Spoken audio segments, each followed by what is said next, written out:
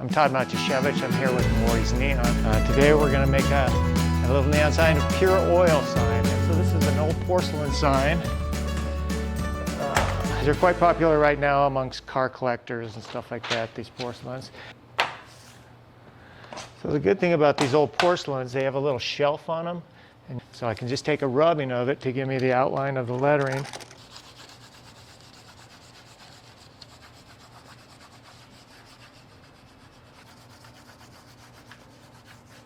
So that's going to give me the shape of that one unit. And when we make the neon, we bend it in reverse so that all of the connections, the jumps across or the jumps behind are on the back side, and then it's red from the front. So now I'm going to reverse the pattern. Make these great little tools that would show you the diameter of a tube. So I'm just going to roughly get the outline.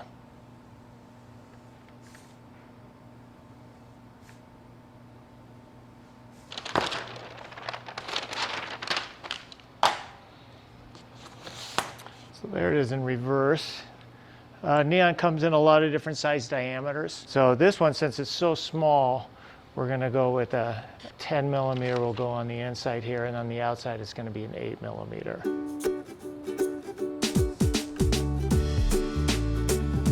I do make programs, computer programs that do this, but that's not us.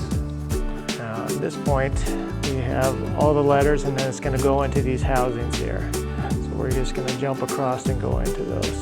So we'll come into here. All this information here is going to tell the tube bender what to do. All starts with an idea or artwork or a pattern. Generally our patterns are all paper, done in ink so you can see through the screen. And the reason you have the screen is you just don't burn the paper completely. Sometimes I go over here, sometimes I go over there.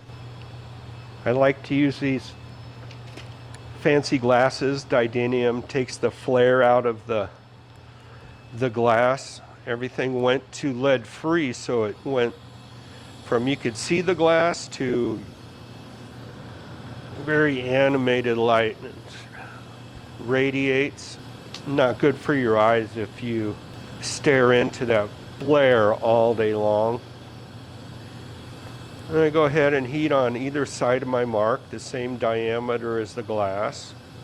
This one happens to be 10 millimeter clear, so I'm going 10 millimeters on each side.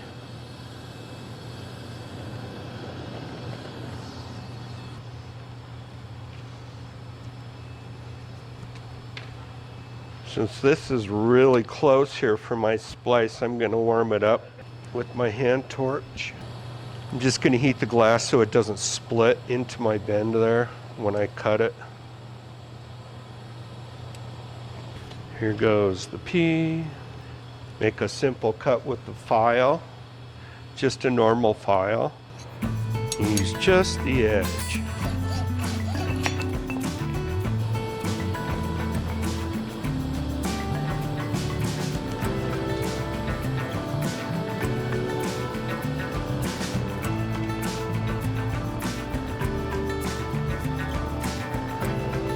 There we go.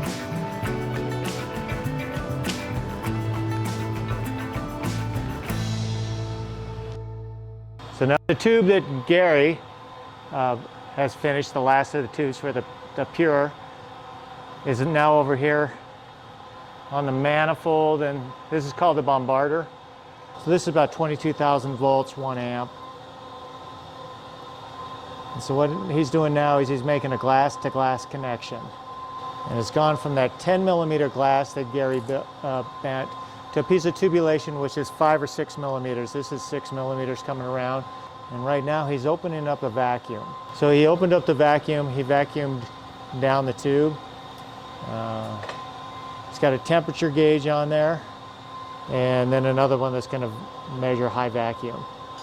And then right now what he's doing is he's putting mica in between. So he's insulating the places where it jumps. The electricity will jump through the glass and it'll take the shortest path, and it'll pop a hole in that glass. And what you'll see in the color is you'll see either moisture from the breath as we blow into it, or you'll see air itself. And so this is kind of the color of air. Air is mostly nitrogen and oxygen. And so he's going to heat it up, and he's just going to warm it up a little bit so that then he can pull out the impurities that are in there. Gary's a master tube bender, and so he bends all that glass, and you can have a beautiful, beautifully bent piece of glass like this is. But unless you have a Mario that pumps it really well, the tube is going to go bad. And so this is the part where you really make a really nice tube that's going to last for years and years and years. And then after it gets to a certain temperature, he's going to just let it evacuate and pull kind of those initial impurities out. And now this is called chasing it. So he's going to chase. So any impurities that got trapped up in that tubulation, you can kind of see it as he's working it. You can kind of see it almost like a vapor. And so that doesn't get heated. But when he goes to pull it off, he's going to have to heat that up. So he's chasing that glass so that all the impurities come out of it. So the tube is cooled down now, and so now he's going to reintroduce the gas, which is the neon, which is a noble gas. So the only thing that's going back in there is neon that won't react with anything else. And so you can see that's the color of the neon right there.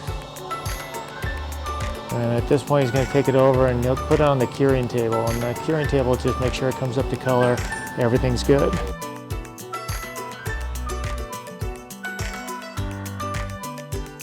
So he's just going to burn it in over here for a little bit. So now here's the completed can.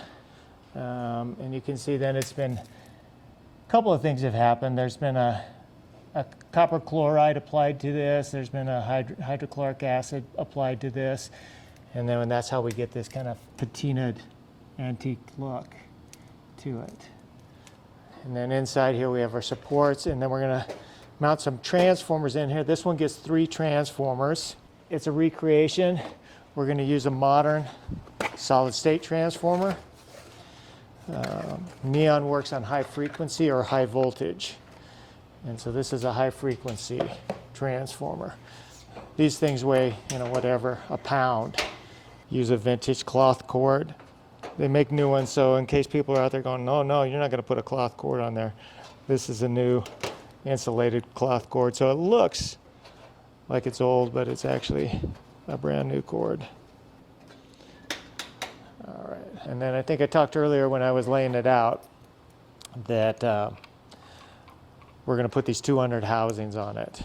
Glass insulated Pyrex. It's got a spring on the inside where the tube's going to make the connection, and then on the back side it's got a stud, and that's where the wire is going to be.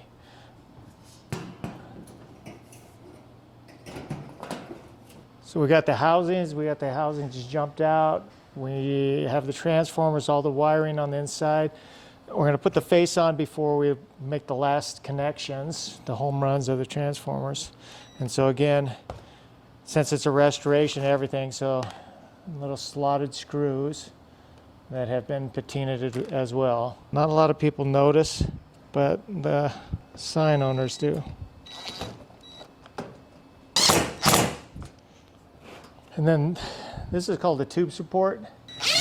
This is what's going to hold the glass. Neon is part of a family called the luminous tubing lighting. But one of the early forms of it was Moore lamps, they were called.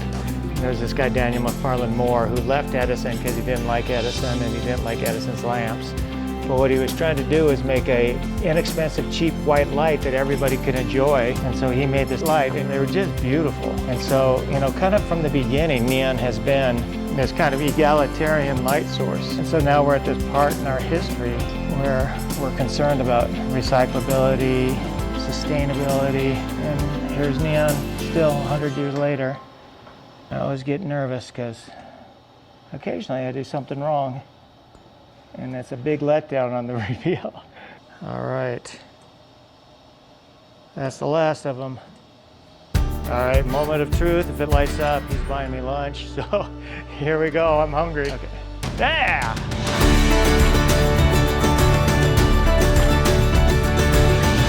This is the finished sign, the pure oil. And it is a thing that handmade things just take time. We were talking about neon and how this has this 100-year history. And it is a fun thing, like if you could time travel and somebody from 1923 showed up, you know, a tube bender from 1923, they would walk in the shop and they would recognize probably 80% of what's going on in here. It just hasn't changed. So it'd be really fun because, you know, it is an old world craft. It's pretty much the same.